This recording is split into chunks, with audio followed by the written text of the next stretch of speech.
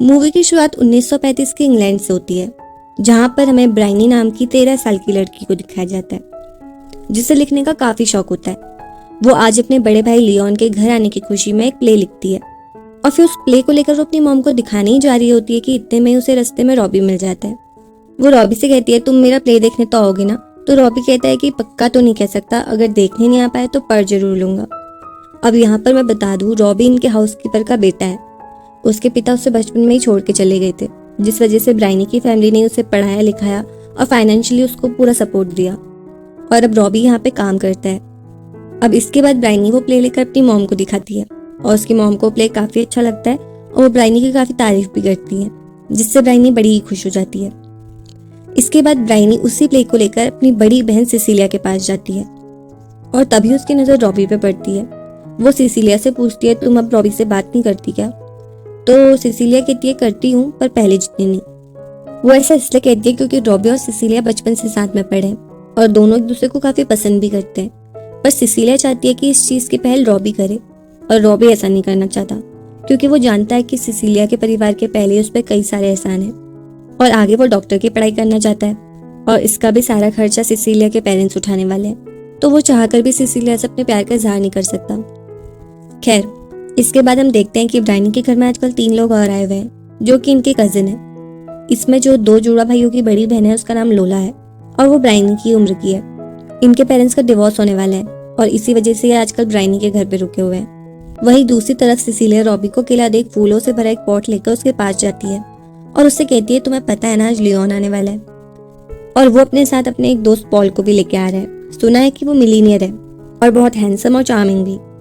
Sicilia को लगता है ये सुनकर रॉबी को जलन होगी, पर रॉबी को इसका कुछ भी खास फर्क नहीं पड़ता, जिस वजह से सिसिलिया को गुस्सा आ जाता है और वो बेवजह ही रॉबी पे गुस्सा करने लगती है और फिर वो फाउंटेन के पास जाकर पॉट में पानी भरने लगती है। पर तभी वहाँ पे रॉबी आ जाता है और उससे वो पॉट लेते हुए कहता है कि लाओ मैं तुम्हारी मदद कर देता हूँ, पर सिसिलिया उससे पॉट छीनते हुए कहती है कि मैं खुद कर सकती हूँ और इसी के चलते पॉट का एक टुकड़ा टूटकर फाउंटेन के अंदर चला जाता है और ये देख सिसिलिया को और भी ज्यादा गुस्सा आ जाता है। फिर वो फटाफट अपने कपड़े खोलकर उस फाउंटेन के अंदर चली जाती है और उस टुकड़े को लेकर बाहर आ जाती है और फिर रॉबी को गुस्सा दिखाते हुए वहां से चली जाती है और रॉबी इस चीज के लिए सिसिलिया से माफी भी नहीं मांग पाता। खैर, यहाँ पे हम देखते हैं कि ब्राइनी ये सब होते हुए अपनी खिड़की से देख रही थी और वो तो सिर्फ 13 साल की थी, तो ये देख वो ये सोचने लगती है कि रॉबी शायद उसकी बहन से कपड़े उतारने को बोल रहा है या शायद वो उसे किसी चीज के लिए ब्लैकमेल कर रहा है। फिर थोड़ी देर बाद हम देखते हैं कि लियोन अपने दोस्त पॉल के साथ घर पहुंच जाता है और ये देख सिसिलिया काफी खुश हो जाती है। उसके बाद ये तीनों लेक के पास बैठकर आराम से गपशप मारने लगते। तभी लियोन सिसिलिया को बताता है कि आज रात डिनर में उसने रॉबी को भी बुलाया है।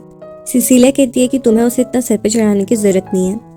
फिर इसके बाद हम देखते हैं पॉल की नजर यहाँ पे लोला पे पड़ती है और उसे लोला काफी अट्रैक्टिव लगती है। वो लोला और उसके जुड़वा भाइयों से जाकर बातें करने लगता है और जिस तरह से वो लोला को देख रहा होता है साफ पता चलता है कि उसकी नीयत खराब है। वहीं दूसरी तरफ हम रॉबी को देखते हैं जो कि सिसिलिया से उसकी सुबह की गलती के लिए एक लेटर लिख रहा होता है ताकि वो उससे माफी मांग सके और वो कई सारे लेटर भी टाइप करता है, पर उसे एक भी लिखा हुआ लेटर अच्छा नहीं लगता। लेकिन फिर थोड़ी देर बाद वो एक ऐसा लेटर टाइप करता है जिसमें उसने सिसिलिया के लिए अपने गंदे ख्यालों के बारे में लिखा होता है कि वो सपने में उसके साथ क्या क्या करता है। लेकिन फिर उसे खुद के ही लिखे हुए लेटर पे हंसी आने लगती है।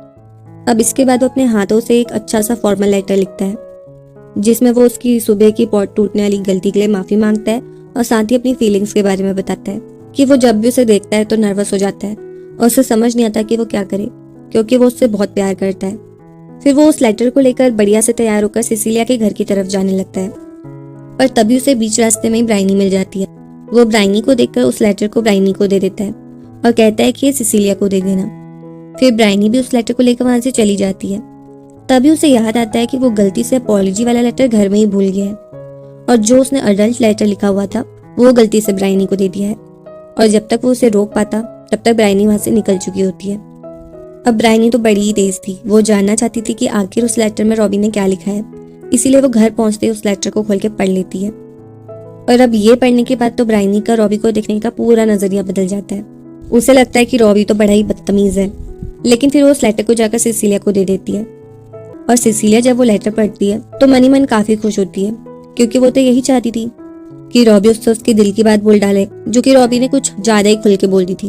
पर जब वो देखती है कि ये लेटर खुला है तो वो समझ जाती है कि ब्रायनी ने ये लेटर पढ़ लिया है और वो बहुत ज्यादा डर जाती है ये सोच के कि कहीं ब्रायनी किसी को कुछ बता ना दे। फिर कुछ देर बाद जब सिसिलिया रॉबी से मिलती है तो उसे बताती है कि तुमने जो लेटर भेजा था वो लेटर ब्रायनी ने पढ़ लिया है और मैं नहीं जानती कि वो क्या सोच रही होगी। रॉबी कहता है मैं जानता हूँ और मैं इसके लिए बहुत शर्मिंदा हूँ। फिर सिसिलिया रॉबी को अपने साथ लेकर लाइब्रेरी में जाती है और वहां पर वो रॉबी से अपने सारे दिल की बातें बोल डालती है और फिर रॉबी भी अपने इमोशंस को कंट्रोल नहीं कर पाता और दोनों ही एक दूसरे के करीब आ जाते हैं। लेकिन यहाँ पे फिर से एक और गड़बड़ हो जाती है क्योंकि इन दोनों को फिर से ब्रायनी देख लेती है और ये देख वो बहुत डर जाती है। सिसिलिया और रॉबी जैसे ही यहाँ पे ब्रायनी को देखते हैं तो वो बिना उससे कुछ बोले ही वहां से चुपचाप चले जाते हैं और ये सब देख ब्रायनी को लगता है कि उसकी बहन तो बड़ी खतरे में है और रॉबी ने उसकी बहन के साथ जबरदस्ती करने की कोशिश की है, पर उससे क्या पता था कि वो दोनों तो कुछ और ही कर रहे थे। और अब ब्रायनी का शक पूरे यकीन में बदल जाता है कि रॉबी एक नंबर का घटिया लड़का है। उसके बाद हम देखते हैं कि सभी साथ में बैठकर डिनर करने लगते हैं, लेकिन तभी वो देखते हैं कि वहाँ पर लोला के दोनों जुड़वा भाई नहीं है। और जब ब्रायनी उनके कमरे में जाती है तो उससे वहाँ पर एक लेटर मिलता है जिसमें उन्होंने लिखा था कि उन्हें यहाँ पे बिल्कुल भी अच्छा नहीं लग रहा है, इसलिए वो यहाँ से जा रहे हैं। और ये देख फिर थोड़ी देर में सभी उन्हें आसपास की जगहों में ढूंढने लगते हैं। तभी एक जगह से ब्रायनी को कुछ अजीब सी आवाजें आती है और उसे लगता है कि शायद वहां पे बच्चे छिपे हुए हैं। जब वो पास जाकर देखती है तो वो क्या देखे, लोला के साथ में कोई जबरदस्ती कर रहा था। पर जैसे वो ब्रायनी को देखता है तो वो भाग जाता है और ब्रायनी जब इस बारे में लोला से पूछती है कि वो कौन था तो लोला कहती है कि मुझे नहीं पता, उसने मेरी आंखें बंद कर दी थी। और अब ये देख ब्रायनी समझ जाती है कि वो और कोई नहीं बल्कि रॉबी ही था, इसीलिए वो तुरंत ही इस बारे में घर वालों को जाकर बता देती है और साथ ही पुलिस बुलवा लेती है। फिर काफी देर बाद जब रॉबी दोनों बच्चों को ढूंढकर घर वापस आता है तो देखता है कि वहां पर सभी के चेहरे उतरे हुए हैं और वहां पे पुलिस भी आई हुई है। और फिर इतने में ही पुलिस रॉबी को लोला के रेप केस में अरेस्ट कर लेती है। रॉबी उनसे कितना कहता है कि उसने ऐसा कुछ भी नहीं किया है, शायद उन्हें कोई गलत फहमी हो गई है, पर वहां पे उसकी कोई भी नहीं सुनता। पर सिसिलिया जानती थी कि रॉबी ने ऐसा कुछ भी नहीं किया है। वो उसे रोकने की बहुत कोशिश करती है पर चाहकर भी नहीं रोक पाती। और ब्रायनी ये सब होते हुए अपने कमरे की खिड़की से देख रही थी कि कैसे उसकी बहन रॉबी से चिपक रही है। अब इसके बाद हमें सीधे 4 साल बाद का सीन दिखाया जाता है, जहाँ पर हम देखते हैं कि रॉबी अब आर्मी में जा चुका है, लेकिन अपनी मर्जी से नहीं। दरअसल उसके साथ ये हुआ कि जब वो जेल में था 3 सालों तक, तो उसे वहाँ पर एक ऑप्शन दिया गया कि चाहे तो वो आर्मी ज्वाइन कर फ्रांस में वर्ल्ड वॉर लड़ने जा सकता है या फिर वो अपनी पूरी जिंदगी यहीं जेल में सड़े, जिसमें रॉबी ने आर्मी वाला ऑप्शन चूज किया था। अब यहाँ पर हम देखते हैं कि रॉबी अपनी बटालियन के 2 सोल्जर्स के साथ में होता है और ये लोग काफी लंबे समय से चल रहे होते हैं क्योंकि उन्हें डंकर्क पहुंचना था, जहां से वो शिप में बैठकर वापस से इंग्लैंड जा सकेंगे। अब रात में रॉबी जब भी आराम करता तो उसे सिसिलिया की याद सताती रहती। साथ ही रॉबी को वो पल याद आता है जब फ्रांस जाने से पहले सिसिलिया उससे मिलने आई थी और सिसिलिया को अपने सामने देख उसे बहुत अजीब हो गया था। साथ ही यहाँ पर उसे पता चला था कि सिसिलिया ने रॉबी के साथ हुए झूठे केस की वजह से अपने परिवार वालों के साथ सारे रिश्ते नाते तोड़ दिए हैं, क्योंकि सिसिलिया ही एकमात्र इंसान थी जिसे रॉबी पे पूरा भरोसा था। पर रॉबी उससे कहता है कि तुम्हें अपने परिवार वालों से बातें करनी चाहिए, पर सिसिलिया उसकी एक भी बात नहीं सुनती और वो रॉबी से उसके पास वापस आने को बोलती है, जिससे रॉबी बड़ा ही इमोशनल हो जाता है और अब फिर से दोनों एक हो जाते हैं। सिसिलिया रॉबी से कहती है जल्दी वॉर से वापस लौटना, मैं तुम्हारा इंतजार करूंगी। साथ ही वो उसे एक फोटो देते हुए कहती है जब तुम वापस आ जाओगे तो हम बीच के किनारे इसी घर में रहेंगे और एक साथ हमारी हंसी खुशी जिंदगी बिताएंगे। और अब इसके बाद ना चाहते हुए भी उन्हें एक दूसरे से जुदा होना पड़ता है। खैर, वहीं दूसरी तरफ हम देखते हैं कि अब ब्रायनी भी बड़ी हो चुकी है और वो अब एक नर्स बन चुकी है। वो दिन भर मरीजों की देखरेख करती है और रात में कहानियां लिखती रहती है। साथ ही यहाँ पर हमें बताया जाता है कि जैसे जैसे ब्रायनी बड़ी हुई तो उसे एहसास हुआ कि उसने अपनी जिंदगी में कितनी बड़ी गलती कर दी है, क्योंकि वो ये अच्छी तरह से जानती थी कि लोला के साथ जबरदस्ती करने वाला इंसान रॉबी नहीं बल्कि पॉल था और उसने खुद उसे अपनी आंखों से देखा था। पर फिर भी उस टाइम उसने रॉबी का नाम लिया क्योंकि उस समय उसके दिमाग में रॉबी की इमेज पूरी तरह से खराब हो चुकी थी। लेकिन अब ब्रायनी को उस बात का बहुत पछतावा हो रहा होता है कि उसकी वजह से उसकी बहन और रॉबी की पूरी जिंदगी बर्बाद हो गई और उसने 2 चाहने वालों को हमेशा के लिए अलग कर दिया। और इसी का प्रायश्चित करने के लिए उसने नर्स बनने का फैसला लिया ताकि वो दिन रात मेहनत कर लोगों की मदद कर सके, जिससे उसे थोड़ा हल्का महसूस हो। पर ऐसा कुछ भी नहीं होता क्योंकि वो चाहकर भी अपनी 4 साल पहले करी गलती को भूल नहीं पा रही थी और इसी बात की माफी मांगने के लिए वो अपनी बहन सिसिलिया को काफी लेटर्स भी भेजती रहती है पर सिसिलिया उसके एक भी लेटर का जवाब नहीं देती। साथ ही हम देखते हैं कि ब्रायनी को पता चलता है कि लोला और पॉल ने शादी कर ली है, और अगर अब वो चाहकर भी अपना स्टेटमेंट बदलना चाहे तो लोला पॉल के खिलाफ गवाही नहीं देगी, जिससे ब्रायनी अब और भी ज्यादा दुखी हो जाती है।